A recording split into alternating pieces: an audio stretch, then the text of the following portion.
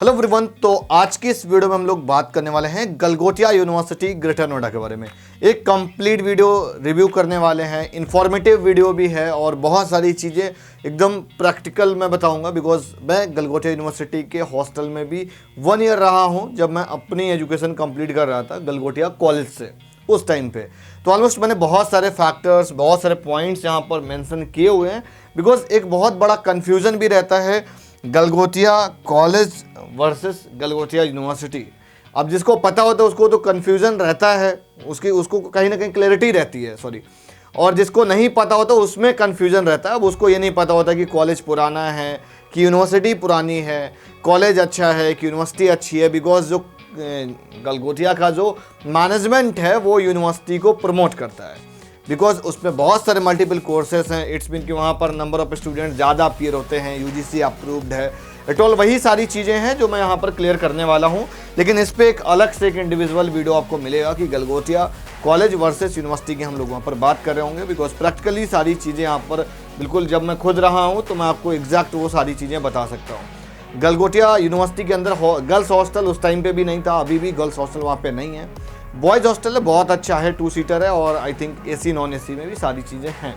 और थोड़ा सा अब तो कैंपस के बाहर अब तो काफ़ी सारी चीज़ें आपको मतलब रेस्टोरेंट वगैरह मिल जाएंगे। उस टाइम पे रेस्टोरेंट वगैरह नहीं हुआ करते थे, हार्डली मेरे को लग रहा है एक रेस्टोरेंट था जिस पे थोड़ा सा खाने पीने के लिए आप बाहर जा सकते थे।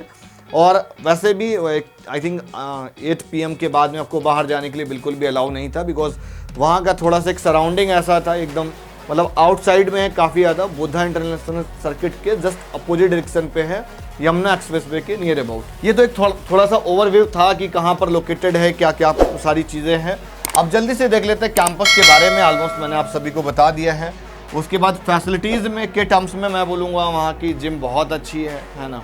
और उसके बाद में स्पोर्ट के लिए आपको एक प्लेग्राउंड मिल जाता है जो कि आपको मतलब लेट नाइट तक बहुत सारे स्टूडेंट्स वगैरह वहाँ पर रहते हैं, खेलते रहते हैं। तो मतलब कोई ऐसा रिस्ट्रिक्शन नहीं है, बहुत सारी चीज़ें आपको अच्छी एक फैसिलिटी मिल जाती है कि आप अगर स्पोर्ट में अच्छा करना चाह रहे हो तो वो भी आप जाके कर सकते हैं। अगर अभी हम बात करें कि कैंपस के लिए तो 52 एकड़ का कैंपस एरिया है। अनरफ रैंकिंग 151 से 200 के बीच में रही थी। 2021 अनरफ की मैं बात कर रहा हूँ। नई अनरफ रैंकिंग बहुत ही जल्द आ जाएगी। और उसके बाद में इंफ्रास्ट्रक्चर की अगर मैं बात करूं तो मैं बोलूँगा यार एक क्लास इंफ्रास्ट्रक्चर है। और पहले भी कंस्ट्रक्शन गोइंग ऑन था, अभी भी कंस्ट्रक्शन गोइंग ऑन है। आई होप अब पहले से और बेटर हो गया है ना। और उसके बाद में ATMs वगैरह आपको मिल जाएंगे, है ना, 24/7 ऑलमोस्ट। और जिम मिल जाएगी आपको। सेंट्रल लाइब्रेरी भी है जो कि ऑलमोस्ट ओपन रहती है, ठीक है। और स्पोर्ट ग्राउंड मतलब जो कि एक ये पॉजिटिव चीज़ें हैं थोड़ी सी। और ये यार थोड़ा सा एक नोट लिखा है, ये पढ़ लेना। और गर्ल्स हॉस्टल के लिए मैंने बोला कि कैंपस में नहीं है, लेकिन गलगोटिया जो कॉलेज वाला कैंपस वहाँ पर वो लोग गर्ल्स के लिए हॉस्टल प्रोवाइड करते हैं। बॉयज़ के लिए हॉस्टल्स हैं 2 सीटर में, एसी नॉन एसी, मैंने आपको बता दिया है। अब अगर मैं बात करूँ एलिजिबिलिटी क्राइटेरिया को लेकर, एज सच यहाँ पे एडमिशन लेना बहुत ज़्यादा टफ नहीं है। लेकिन यहाँ पर एक कन्फ्यूज़न थोड़ा सा ये क्रिएट होता है कि हम गलगोटिया कॉलेज में लें, ठीक है, और या हम शारदा यूनिवर्सिटी में लें, ठीक है, या फिर हम एमिटी यूनिवर्सिटी में लें, या और भी जो सराउंडिंग कॉलेजेस हैं या हम उनमें लें। तो मैं सिंपली ये बोलूँगा कि जो ऊपर के कॉलेज हैं, इट्स मीन की GSS है, अजय कुमार गर्ग है जो AQTU से एफिलेटेड है, काइट गाजियाबाद है, गलगोटिया कॉलेज, अगर इनमें से कोई ब्रांच मिल रही है आपकी चॉइस की तो आप वो ऑप्ट कर सकते हैं। इन केस अगर आपको कोई भी कॉलेज नहीं मिल रहा है, आपकी JEE में उतनी रैंक अच्छी नहीं है, क्लास 12 में भी आपने बहुत अच्छा नहीं कर रखा है, तो उस केसेस में आप यहाँ पर गलगोटिया यूनिवर्सिटी के लिए आप अप्लाई कर सकते हैं। अब शारदा यूनिवर्सिटी के कंपैरिजन में, अमिटी के कंपैरिजन में फ़ीस में काफ़ी डिफरेंस है। अब ओवरऑल प्लेसमेंट उतनी ही है, तो मैं बोलूँगा ये थोड़ा सा लेटर लेना बेटर रहेगा। और यहाँ पर 60% चाहिए होता है PCM में। उसके बाद मोड ऑफ एडमिशन की बात करोगे तो JEE के थ्रू आप ले सकते हो, 10+2 के थ्रू भी आप ले सकते हैं।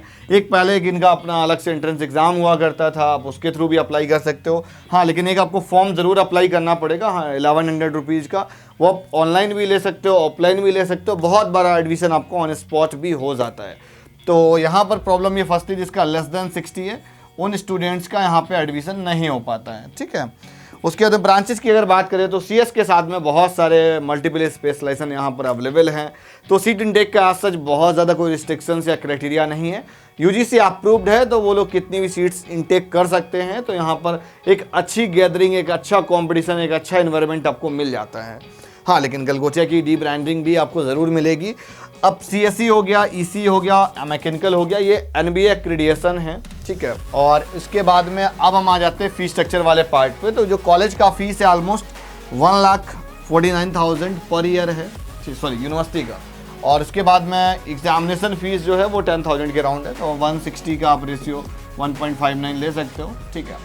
और उसके बाद में हॉस्टल फीस की अगर आप बात करोगे तो गर्ल्स हॉस्टल मैंने बताया, गलगोटिया हॉस्टल कैंपस जो है उसके अंदर है। तो वहाँ से आपको बस सर्विस वगैरह वो लोग प्रोवाइड करते हैं। 3 सीटर AC 1,40,000 है, 3 सीटर नॉन AC 1,15,000 है, ठीक है। उसके बाद हम बॉयज़ हॉस्टल की अगर आप बात करोगे, हाँ, ग्रेटर नोएडा में अगर आप हॉस्टल्स की बात करोगे तो आप हॉस्टल्स बाहर भी ले सकते हो। वहाँ पर आपको थोड़ा सा, जहाँ इतने अमाउंट में जो आपको नॉन AC मिल रहा है वो आपको AC मिल जाएगा, बाहर मिल जाएगा। और सारी फैसिलिटीज़ अच्छी रहती हैं, तो आप बाहर भी जा सकते हैं, सच कोई दिक्कत नहीं रहती है। बिकॉज वहाँ के एनवायरनमेंट बहुत कॉमन है और बहुत सारे कॉलेज हैं, इंस्टीट्यूट्स हैं, तो वहाँ के एनवायरनमेंट उसी तरह का है। जैसे कि अगर आप कोटा से कोचिंग करके जा रहे हो वहाँ पे, तो एक तरह का ग्रेटर नोएडा भी अपने आप में हब है, जहाँ पर बहुत ढेर सारे कॉलेज आपको मिल जाते हैं। उसके बाद में बॉयज़ हॉस्टल की अगर फीस की बात करेंगे तो 4 सीटर का 90,000 रुपीज़ पर ईयर रहता है, 2 सीटर का आपको 1,10,000। ये सारा का सारा ऑन कैंपस फीस स्ट्रक्चर। अगर आप बाहर अगर लेते हैं तो उस केस में आपके थोड़े बहुत चार्जेस कम हो जाएंगे। आपको मैं बोलूँगा हॉस्टल फीस आपको 80 से 90 के बीच में आपको मिल जाएगा, 2 सीटर और नॉन AC बाहर। अब फाइनली बात आ जाती है कि सर प्लेसमेंट कैसा होता है, प्लेसमेंट कितना होता है। अभी तो फिलहाल उनकी वेबसाइट पे 45 LPA की एक पॉपअप यहाँ पे आ रहा था, ठीक है। तो चलो 45 LPA तो एक अलग चीज़ हो गई है ना, बिल्कुल हुआ होगा, हो सकता है ऑफ कैंपस है टॉल, बिकॉज माइक्रोसॉफ्ट में हुआ है। तो मोस्टली होता क्या है, यहाँ पर अमेजन, फ्लिपकार्ट है ना, ये सारी कंपनीज आपको नॉर्मली मिल जाती हैं। बिकॉज इसका जो प्लेसमेंट सेल है वो काफ़ी स्ट्रॉन्ग है, तो इट्स मीन की प्लेसमेंट में कोई दिक्कत नहीं आती है। मैं बोलूँगा अगर आपके सिंपली कोई बैक नहीं आती 4 ईयर तक, अगर आप तो थोड़ा सा आप गेट या MBA में कैट के लिए, गेट या आप MBA में कैट के लिए टारगेट कर सकते हो। आप 3rd ईयर के बाद कोचिंग वगैरह करने में काफ़ी कोऑपरेटिव रहता है, इनका जो शेड्यूल रहता है क्लासेस का, उस अकॉर्डिंग सेट आउट कर सकते हो आप। एवरेज प्लेसमेंट की अगर आप बात करेंगे 4,25,000 रुपीज़ पर ईयर है, और मतलब 4.5 भी आप कह सकते हो। और इनका हाईएस्ट मैं बोलूँगा 30.24 है, बिकॉज सेकंड हाईएस्ट है, तो इट्स इनकी वही माना जाएगा।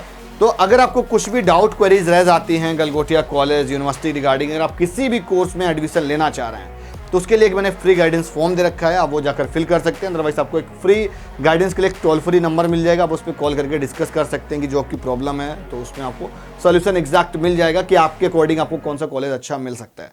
मिलता हूँ नेक्स्ट वीडियो में, तब तक के लिए बाय बाय।